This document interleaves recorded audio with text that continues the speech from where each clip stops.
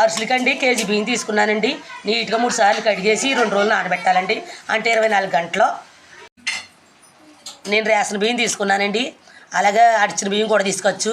మెత్తగా గొల్లగా బాగుంటాయండి. కడుక్కుందామండి. కొబ్బరి కడిగేసుకోండి. నీరు వచ్చేసండి 24 గంటలు నానేసి ఉంచుకుందామండి. తర్వాత ఇప్పుడు ఇలాగా వేసుకుందామండి. నీరు చుక్క కట్ట ఉండకూడదు.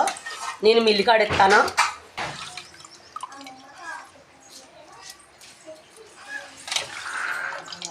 బియ్యం తీసుకున్నాను కదండి, శుభ్రం కడిగేసాను కదా. ఇప్పుడు ఆడిచిన పిండి అండి ఇది. ఇప్పుడు ఆడిచిన పిండి చల్లించుకోవాలండి. ఏమైనా మరుము కట్ట ఉంటుందని.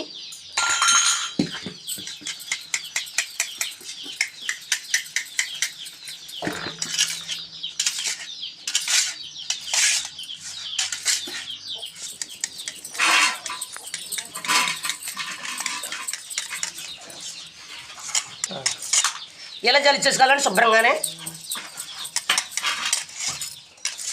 శుభ్రం ఇలా నొక్కేసుకోవాలి ఆరిపోకుండానే.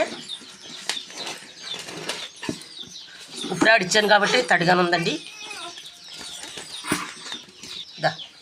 అరిసెలకి ఎప్పుడు ఆరిపోకూడదండి పిండి. ఎప్పుడు పిండి ఆరిపోకూడదండి అరిసెలకి. ఆరిపోతే ఇడిపోతాయి, పాకం సరిగా రావు. కేజీ బెల్లంలోకి 1/2 లీటర్ నెయ్యి వస్తున్నాను. ఇప్పుడు పాకం పెట్టుకోవాలండి. ముద్ర పాకం అయ్యేదాకా మైన ఇలా తిప్పుకుంటూ ఉండాలండి. బెల్లం కరగాలి.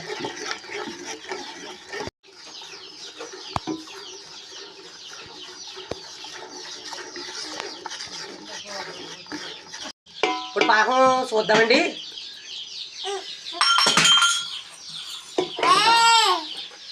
ఇంకా అవ్వలేదు.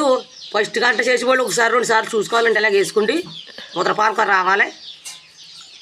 ఇది కొంచెం లేతపాకం ఉందా అయిపోతుందండి. ఇంకా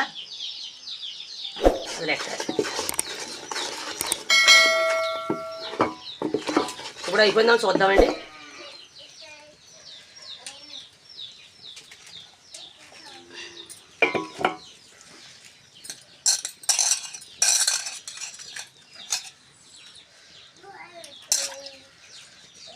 ఇదిగోనండి ముద్రపాకం అయిపోయింది.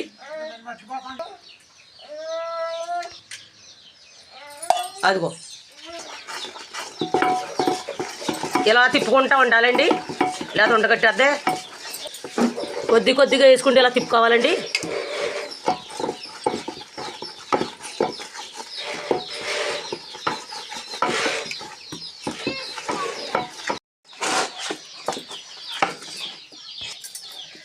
గడ్డలు లేకుండా అలా తిప్పుకోవాలండి.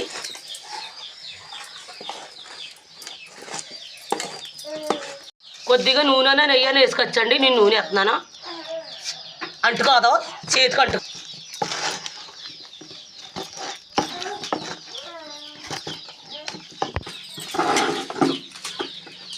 ఇప్పుడు ఇలా సరిపోద్దండి. మెత్తగా బాగుంది. అరిసెలు అందంగా వద్దే. ముందుగా ఆయిల్ వేస్తున్నానండి.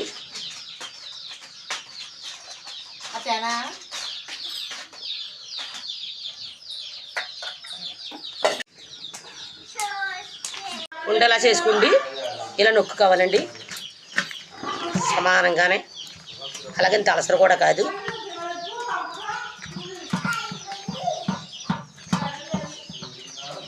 ఇలా ఒత్తుకోవాలి.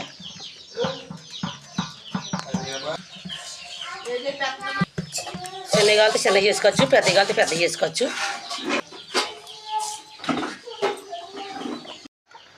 నింపైగా ఇలా తిరగేసుకోవాలండి. ఆ పక్క కూడా ఎగితి.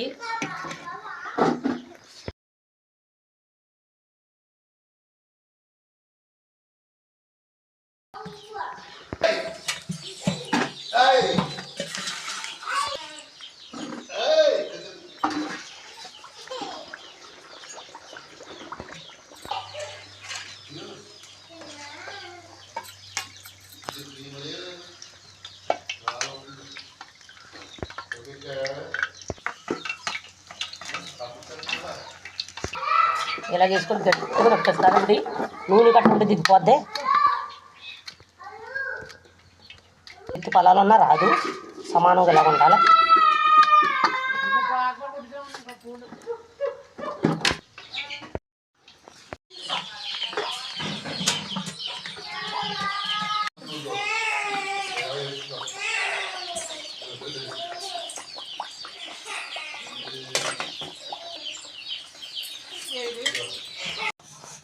చూసారు ఎంత బాగున్నాయో, చూసారు ఎంత గుళ్ళకి వచ్చినాయో, ఎంత అందంగా ఉన్నాయో.